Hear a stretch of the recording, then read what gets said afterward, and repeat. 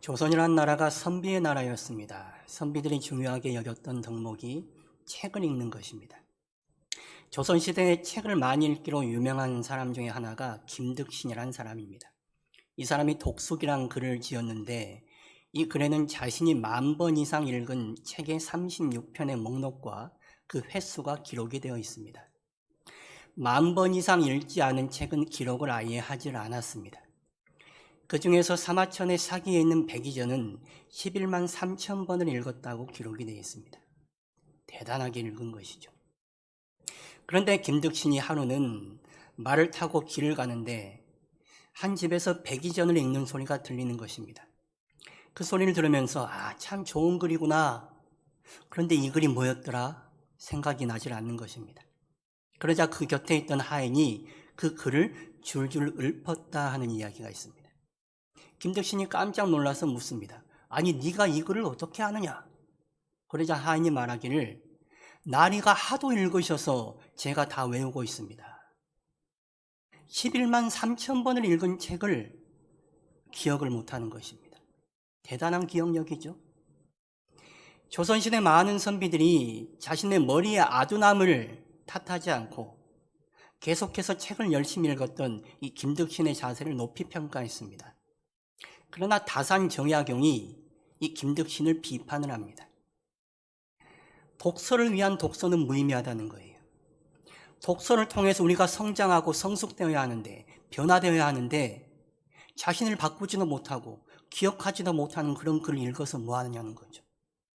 그저 단순히 읽는 것은 중요하지 않다고 말하는 것입니다. 이 비판을 우리 예배에다가 한번 적용을 해보시죠. 우리가 얼마나 많은 예배를 드리고 예배 때 얼마나 많은 설교를 듣습니까? 그런데 그 예배와 그 설교가 우리를 얼마나 많이 성장시키고 성숙시켰습니까? 그 많은 예배와 설교를 드리고 들으면서 우리는 얼마나 많이 변화되었습니까?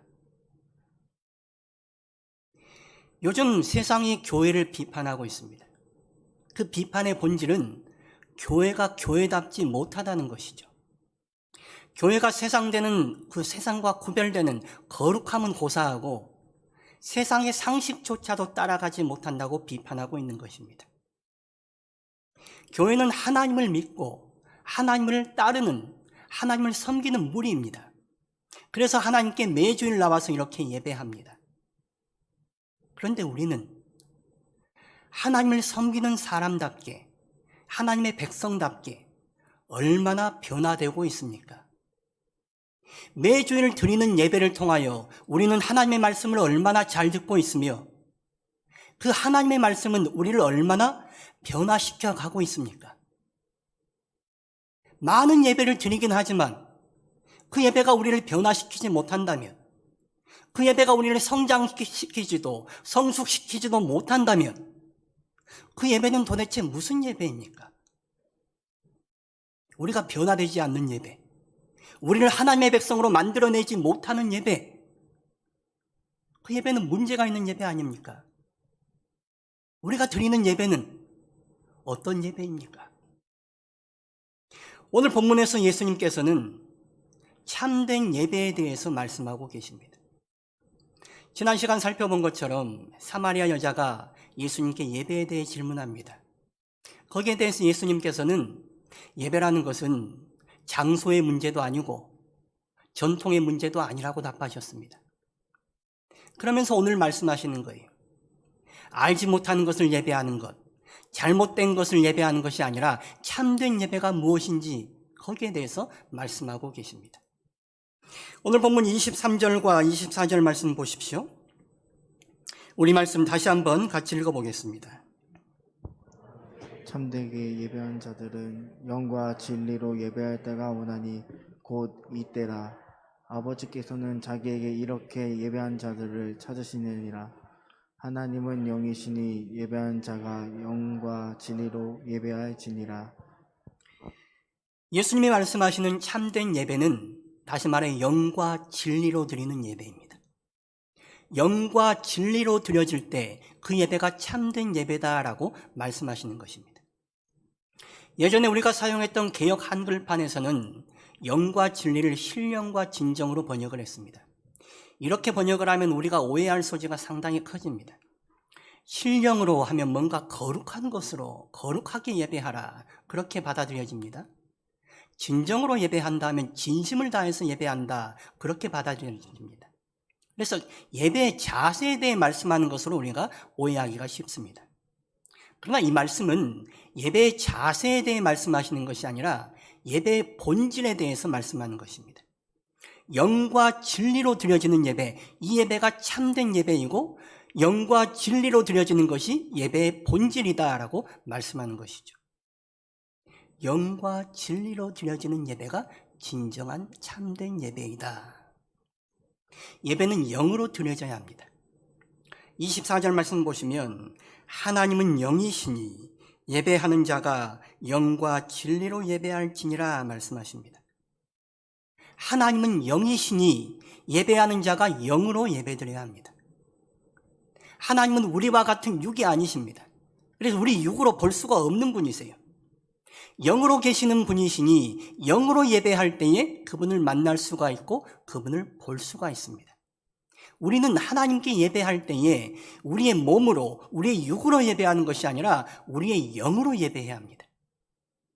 영으로 집중하며 예배할 때에 하나님을 볼 수 있다는 거예요. 그러면 어떻게 하면 우리가 영으로 하나님께 예배하고 영이신 하나님을 볼 수가 있습니까? 성령의 도우심으로 가능한 것입니다. 성령이 우리를 도우심으로 우리가 영으로 나아가 영이신 하나님을 볼 수가 있는 것입니다. 영이라는 말을 푸뉴마라고 헬라어에 썼습니다. 이 말은 성령으로 번역되기도 하고 영으로 번역되기도 합니다. 영이신 하나님께 우리가 영으로 나아가 예배할 때에 성령께서 우리를 도와주시는 거예요. 그래서 우리는 영이신 하나님을 만나볼 수가 있는 것입니다. 하나님이 육이시면 그냥 이렇게 나와 앉아 계시면 됩니다. 여러분, 제가 잘 보이시죠? 제가 육이니 육인 여러분이 저를 잘 볼 수 있는 것입니다. 그러나 하나님은 잘 보이십니까? 하나님을 보려고 내가 집중하지 않으면, 하나님께 내가 관심을 두고 하나님을 의식하지 않으면 영이신 하나님은 보이지 않습니다. 그래서 영으로 예배한다 하는 것은 하나님을 보기 위해서, 영이신 하나님께 나아가기 위해서 내가 집중한다는 걸 의미해요. 내 마음이 준비돼야 돼요. 하나님을 보려고 집중하기 위해서. 우리 예배가 하나님께 집중하고 준비된 예배가 될 수 있기를 바랍니다. 성령을 사모하셔야 돼요. 성령 하나님, 우리 가운데 오셔서 내가 영이신 하나님을 보게 하옵소서. 그렇게 준비되고 하나님께 집중해서 나아갈 때에 우리는 영이신 하나님을 볼 수가 있게 되는 것입니다. 시편 51편 17절 말씀 보십시오. 우리 말씀 같이 읽어보실까요? 거시는 제사는 상한 심령이라 하나님이여 상하고 통하는 마음을 주께서 멸시하지 아니하시리이다. 하나님께서 구하시는 제사는 어떤 제사이냐? 상한 심령이다라고 말하고 있습니다. 멋진 소와 양과 염소를 드리는 게 그런 제사가 하나님이 받으시는 제사가 아니고 사람 안에 있는 상한 심령, 갑갑하고 답답한 이 심령, 갈망하는 이 심령, 이것을 하나님께서 받으신다라고 말씀하는 거예요. 상하고 통회하는 마음을 하나님께서 멸시하지 않으신답니다. 그러니 우리가 하나님께 예배할 때는 육적인 어떤 것으로 예배하는 것이 아니라 우리 안에 있는 이 답답함들, 갈망들, 하나님을 향한 마음, 그 마음 가지고 예배하는 것입니다. 지난 시간 우리가 살펴본 것처럼 사마리아 여자가 자신의 상처와 아픔과 고통을 보게 되었습니다. 자신의 고통과 아픔 가지고 하나님 앞에 서게 된 거예요. 상한 심령으로 예수님 앞에 서게 된 것입니다. 그럴 때 예수님의 영을 만나게 되고 자신의 영이 치유되고 회복되는 것을 경험할 수가 있었습니다. 하나님께 예배할 때에 그저 우리의 몸만 이 자리에 나와 앉아있게 마시고 우리의 영이 하나님께 나아갈 수 있게 하셔야 됩니다. 우리 안에 있는 갈망들, 우리 안에 있는 상처와 아픔과 고통들, 답답함들, 내 안에 있는 이 상한 심령, 그 심령 가지고 하나님 앞에 나아가는 거예요. 상한 심령 가지고 주님을 간절히 찾고 간절히 갈망하며 나아갈 때에 영이신 하나님께서 우리에게 당신을 드러내는 것입니다. 상한 심령 가지고 하나님 앞에 나아갈 때에 우리는 영이신 하나님을 만나볼 수가 있게 되는 거예요. 예배는 영으로 드려져야 합니다. 참된 예배는 육으로 앉아있는 예배가 아니라 우리의 상한 마음으로 드리는 영의 예배입니다. 그래서 영의 예배를 드리기 위해서 우리는 하나님께로 돌이켜야 돼요. 세상을 살아가던 내 육체가, 세상에 물들어 있던 내 생각과 내 마음이 하나님을 바라보고 하나님을 갈망하고 하나님을 바라보려고 할 때에 그때 하나님은 우리에게 당신을 드러내시고 우리는 하나님과 만나고 교제할 수가 있게 되는 것입니다. 영으로 예배할 때에 영이신 하나님을 만날 수 있게 되는 것이죠. 그렇게 참된 예배는 영으로 드려져야 된다라고 말씀하시는 것입니다. 참된 예배는 영으로 드려지는 예배이고 또한 진리로 드려지는 예배입니다. 진리라는 말을 헬라어로 알레세이아라고 합니다. 이 알레세이아는 실체를 가리키는 것입니다. 진리라는 것은 막연한 것, 모호한 것, 어떤 종교심을 가리키는 것이 아닙니다. 실체를 가리키는 거예요. 눈에 보이는 거예요. 붙잡을 수 있어요. 명확한 것을 가리키는 것입니다. 진리, 그 실체는 명확한 것입니다. 22절 말씀에서 예수님께서 사마리아인들의 예배를 지적을 하시죠. 상반절에 보시면 너희는 알지 못하는 것을 예배한다 말씀하십니다. 사마리아인들의 예배는 진리, 곧 실체로 드려지지 못하는 예배였습니다. 성경에서 보이고 예수님이 제시하신 명확한 진리를 따라 드리는 예배가 아니었습니다. 그러니 그 예배는 잘못된 예배이죠. 22절 중반전에 나오는 유대인들의 예배, 아는 것을 예배하는 그 유대인들의 예배 또한 바른 예배는 아닙니다. 유대인들은 대상이 명확했습니다. 하나님께 드리는 예배임은 분명했지만 그들의 예배는 영으로 나아가지 못하는 예배였습니다. 영이신 하나님께 영으로 드려지지 못하고 그저 형식적인 절차의 반복에 불과한 예배였습니다. 그러니 그 예배도 잘못된 예배이죠. 사마리아인들은 참 하나님께 예배하지 못하고 자신들이 만들어낸 우상과 또한 자기들 눈에 보이는 우상의 형상을 가지고 우상과 혼재된 예배를 드렸습니다. 자기들을 좋을 대로, 자기들 편의대로 예배 드렸습니다. 하나님을 위한 예배, 하나님이 가르치는 예배가 아니라 자기 만족을 위한 예배를 드렸습니다. 예배를 안 드리면 왠지 벌 받을 것 같아서 찝찝하고 예배를 드리면 하나님께 복 받을 것 같아서 드려지는 예배, 미신적인 예배였습니다. 참 하나님께 진리를 통하여 하나님의 주어진 그 실체, 계시를 통하여 드려지는 것이 아니라 자기 좋을 대로 드려지는 잘못된 예배였습니다.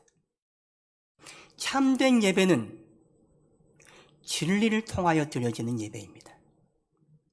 이제는 예수님을 통하여 진리로 드려지는 예배의 때가 왔습니다. 21절 보시면 이렇게 나와요. 이 산에서도 말고 예루살렘에서도 말고 너희가 아버지께 예배할 때가 이르리라. 그리고 23절 하반절에 이렇게 나옵니다. 아버지께 참되게 예배하는 자들은 영과 진리로 예배할 때가 오나니 곧 이때라. 이때가 어느 때입니까? 예수님이 오신 때입니다. 예수님이 진리로 오셨기 때문에 이제 예수님을 통하여 예배할 때에 우리는 진리로 예배할 수 있다는 것을 말하는 것입니다. 태초에 계셨던 말씀이셨던 예수님, 하나님이신 예수님, 그 예수님께서 이 땅에 오셨습니다. 그리고 하나님을 계시하셨습니다. 그래서 하나님이신 그 예수님을 통해 우리가 예배할 때에 우리는 하나님께 참된 예배를 드릴 수 있게 되는 것입니다. 예수님이 진리, 곧 실체이십니다. 하나님은 그전에 사람들에게 먼 존재였습니다. 성경을 통해 하나님을 알 수 있었지만 사람들은 명확하게 하나님을 알 수 없었습니다. 하지만 하나님이신 예수님께서 이 땅에 오셔서 하나님을 명확하게 드러내셨습니다. 계시하셨습니다. 그러니 우리는 실제이신 그분, 진리이신 예수님을 통하여 하나님께 나아갈 수 있게 되는 거예요. 예수님을 통하여 예배할 때에 우리는 참된 예배 가운데 나아갈 수가 있게 되는 것입니다. 진리이신 예수님을 통하여 예배할 때, 진리이신 예수님으로 채워질 때 그 예배가 참된 예배가 되는 것입니다. 예배는 진리이신 예수님으로 채워지는 시간입니다. 실체가 명확한 예수님으로 채워지는 시간입니다. 내 삶과 내 온 마음과 내 온 인격이 예수님으로 채워져서 예수님으로 변화되는 시간, 그 시간이 바로 예배하는 시간입니다. 구약시대에 제사 드릴 때에는 짐승을 잡아서 제사를 드렸습니다. 제사 드리는 사람이 짐승에게 안수를 합니다. 그러면 제사 드리는 사람의 죄가 짐승에게 전가가 돼요. 제사 드릴 사람이 죽었어야 되는데 짐승이 제사 드리는 사람을 대신해서 희생당하는 거예요. 제사 드리는 그 사람이 직접 짐승을 죽입니다. 그리고 그 짐승의 머리를 자르고 살의 덩어리, 각을 뜹니다. 내장을 꺼내고 기름을 떼냅니다. 그리고 가죽을 벗깁니다. 끔찍하죠. 피가 막 온몸에 튀었을 것입니다. 그러면 제사장은 곁에서 흘리는 그 짐승의 피를 받아다가 제단 사방에 뿌립니다. 그리고 제사 드리는 사람이 각을 뜬 살과 머리와 내장과 기름을 번제단에 놓고 불태우는 것입니다. 몇 시간 동안 그렇게 제사를 드리면 집에 돌아와서 보면 온몸에 피가 막 흠뻑 젖었을 것입니다. 코끝에는 피비린내와 살타는 냄새로 진동을 했을 것입니다. 그 머릿속 뇌리에는 피 흘리는 짐승과 짐승의 살과 짐승이 타는 것 강렬하게 남아 있었을 것입니다. 내가 그렇게 죽었어야 되는데, 내가 그렇게 불탔어야 되는데 짐승이 대신 희생했구나. 죄가 그만큼 끔찍하다는 것을 몸소 체험하는 것입니다. 그리고 내가 이제는 세상과 죄에 살지 않고 하나님 안에 살아야겠다 다짐했을 것입니다. 예배는 그렇게 드려졌습니다. 그렇지만 이제 예배는 더 이상 짐승을 가지고 예배하지 않습니다. 예수님께서 짐승을 대신해 희생하셨기 때문입니다. 이제 우리의 예배는 눈에 보이는 짐승으로 드려지는 예배가 아니라 예수님으로 드려지는 예배가 되었습니다. 눈에 보이는 짐승은 없어요. 짐승의 피와 짐승의 살과 짐승이 타는 냄새는 우리가 만질 수도 맡을 수도 없습니다. 눈에 보이지 않는 예수님을 더 의식하고 집중하고 예배해야 합니다. 그러니 보다 더 영으로 드려져야 합니다. 영이신 예수님을 영으로 바라보며 더 집중하고 그분께 나아가는 것, 그게 참된 예배라는 거예요. 그렇게 예배할 때에, 예수님으로 예배할 때에 우리가 예수님으로 채워지는 거예요. 성령께서 그 일을 도우시는 것입니다. 예수님께 집중하고 예수님께 나아가 예배할 때에 우리는 예수님의 보혈로 적셔집니다. 그리고 예수님이 주시는 영원한 생명수로 우리가 마실 수가 있게 되는 거예요. 예수님의 보혈로 적셔지고 예수님이 주시는 영생하도록 솟아나는 성령의 샘물을 마실 때에 우리는 예수님으로 충만해집니다. 예수님으로 적셔지고 예수님으로 충만해져서 예수님과 연합되는 거예요. 그래서 내가 예수님 안에 거하고 예수님이 내 안에 거하게 됩니다. 그러니 내 삶이 예수님으로 거듭나게 되는 것이죠. 예수님이 원하는 열매를 맺게 되는 것입니다. 영이신 예수님께, 진리이신 예수님으로 나아가 예배할 때에 우리는 참된 예배를 드릴 수 있고, 참된 예배를 드릴 때에 우리는 우리의 주님이신 예수님과 온전히 연합되고 예수님으로 거듭나게 됩니다. 예수님이 원하는 열매, 예수님이 원하는 삶을 살아갈 수 있게 되는 것입니다. 그래서 우리가 하나님 나라를 살아가는 것이고 하나님 나라 백성으로 살아갈 수가 있게 되는 것이죠. 영이신 하나님께 나아가 예배할 때에 우리는 영이신 하나님을 만나고 교제할 수 있습니다. 진리이신 예수님을 통하여 나아갈 때에 우리는 예수님으로 충만해지고 예수님과 연합될 수 있습니다. 그래서 우리 삶이 거듭나게 됩니다. 우리가 세상 속에 살아가지만 더 이상 세상에 속한 사람으로 살지 않고 하나님께 속한 사람으로 살아갈 수 있게 되는 것입니다. 우리가 왜 세상으로부터 조롱을 받습니까? 그동안 우리 예배가 영과 진리로 드려지지 못했기 때문입니다. 영이신 하나님을 만나지 못하고 진리이신 예수님께 붙들리지 못해서 예수님과 연합되지 못해서 우리 삶이 거듭나지 않기에 세상과 똑같은 삶, 아니 세상 이하의 삶으로 나아갈 수밖에 없었던 것입니다. 우리 예배가 영과 진리로 드려지지 않으면, 우리 예배가 영이신 하나님과 교제하지 못하고 진리이신 예수님과 연합되지 못하는 예배라면 우리는 하나님의 사람으로 변화되기 어렵습니다. 그래서 우리의 예배는 영과 진리로 드려지는 예배가 되어야 합니다. 영과 진리로 드려져서 예수님으로 충만해져서 예수님으로 변화되는, 예수님과 함께 거듭나는 하나님의 백성으로 새롭게 나아갈 수 있어야 하는 것입니다. 이렇게 우리가 참된 예배로 나아가게 되면 예수님과 연합돼요. 예수님으로 충만해져요. 예수님으로 거듭나게 됩니다. 그러면 우리 삶이 하나님 중심적으로, 하나님 우선적으로 변화되는 것입니다. 그래서 우리 삶이 예배로 바뀌는 거예요. 로마서 12장 1절 말씀 보십시오. 우리 말씀 같이 한번 읽어보실까요? 그러므로 형제들아 내가 하나님의 모든 자비하심으로 너희를 권하노니 너희 몸을 하나님이 기뻐하시는 거룩한 산 제물로 드리라. 이는 너희가 드릴 영적 예배니라. 너희를 거룩한 산 제물로 드려라. 이것이 너희가 드릴 영적 예배, 합당한 예배다라고 말씀하고 있습니다. 영이신 예수님께 나아가고 진리이신 예수님을 바라보며 예배하는 사람, 그 사람은 진리요 실체이신 예수님을 만나게 됩니다. 예수님을 경험하게 됩니다. 예수님과 연합되어서 예수님으로 거듭나게 됩니다. 그러니 그 삶이 예수님의 진리라고, 예수님의 실체라고 고백하며 살아가게 되는 거예요. 그러니 내 삶이 모호한 삶, 막연한 종교심에 의지하는 삶이 아니라 명확한 실체이신 진리이신 예수님께 맞춰지는 삶이 되는 거예요. 그래서 하나님 우선적인 삶, 하나님 중심적인 삶을 살아가게 되는 것입니다.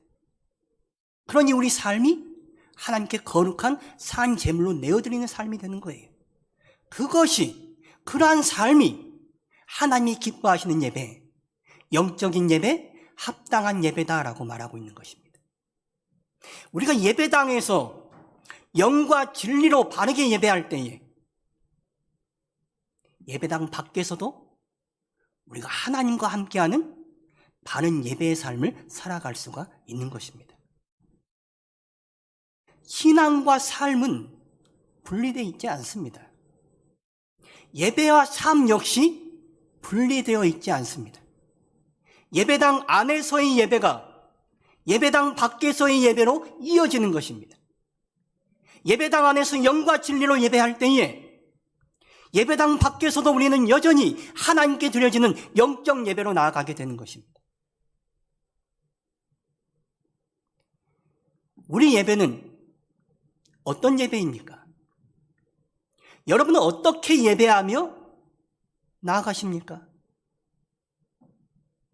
우리 예배가 참 하나님께 드려지지 못하고 자기의 욕망과 소원을 충족시키려는 우상 숭배와 혼재된 사마리아인의 예배는 아닙니까?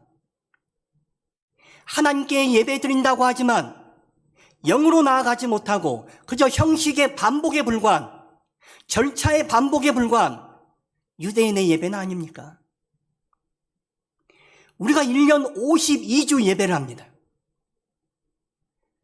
1년이면 52번을 예배한다는 얘기예요. 그런데 그 많은 예배를 드리면서 우리는 얼마나 하나님의 사람들로 변화되었습니까? 우리 교회가 43년 된 교회입니다. 43년 동안 이 자리에서 얼마나 많은 예배를 드렸습니까? 그런데 그 많은 예배가 우리를 얼마나 영적으로 풍성하게 만들었습니까? 수많은 예배를 드린다 할지라도 영과 진리로 드려지지 못하는 예배는 우리를 하나님의 사람들로 변화시켜낼 수가 없습니다. 영과 진리로 예배할 때 우리가 하나님의 사람들로 변화되는 것입니다. 그래서 예수님께서는 우리에게 요청하시는 거예요. 영으로 예배하라, 진리로 예배하라. 칼바르트라는 신학자가 이런 말을 했습니다. 만약 예배가 갱신되지 않으면 교회는 어떤 부분도 갱신되지 못한다. 우리 예배가 갱신되지 않으면 우리 교회는 어떤 부분도 갱신되지 않습니다. 우리 예배가 갱신되지 않으면 우리의 신앙도 우리 교회도 갱신되지 못합니다. 참된 예배가 참 그리스도인을 만들어냅니다. 참된 예배가 참된 교회, 진정한 교회를 세워갑니다. 우리 예배가 별 생각 없이 드려지는 예배, 그저 형식적으로 시간을 채우는 예배가 되지 않기를 바랍니다. 우리 예배가 영으로 채워지고 예수님 믿음으로 채워지는 참된 예배가 될 수 있기를 축원합니다.